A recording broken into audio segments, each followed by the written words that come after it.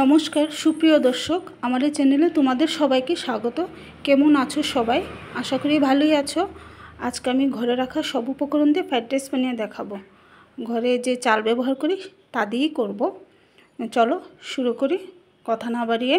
তার জন্য আমার মশলা লাগবে, এই গোটা কয়েকটা মশলা নিচ্ছি। তোমরা যদি চাইলে আরও ব্যবহার করতে পারো, আর সবজির মধ্যে আমি তাই ব্যবহার করছি, তোমরা চাইলে আরও অ্যাড করতে পারো। প্রথমে যখন ভাতটা আমি রান্না করব তখন তার মধ্যে একটু সাদা তেল দিয়ে দেবো, যাতে ভাতটা ঝরঝরে থাকে, গায়ে গায়ে না লেগে যায়। আর আরেক পাশে আমি একটা কড়াইতে একটু ঘি দেবো। তোমরা চাইলে সাদা তেলও ব্যবহার করতে পারো, অনেকে তো ঘি পছন্দ করো না, তার জন্য সাদা তেলও দিয়ে করতে পারো। আমি একটু ঘি দেবো, যেহেতু ঘিতে কাজুটা ভেজে নেব, তার জন্য আমি একটু অল্প পরিমাণ ঘি ব্যবহার করছি। কাজুটা আমি লাল লাল করিয়ে ভেজে নিচ্ছি।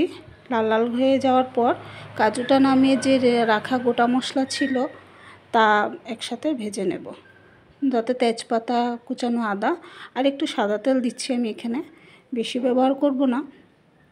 আর কেটে রাখা সবজিগুলিও দিয়ে দিচ্ছি, তাতে একটু নুন দিয়ে দিচ্ছি একটু সেদ্ধ হওয়ার জন্য।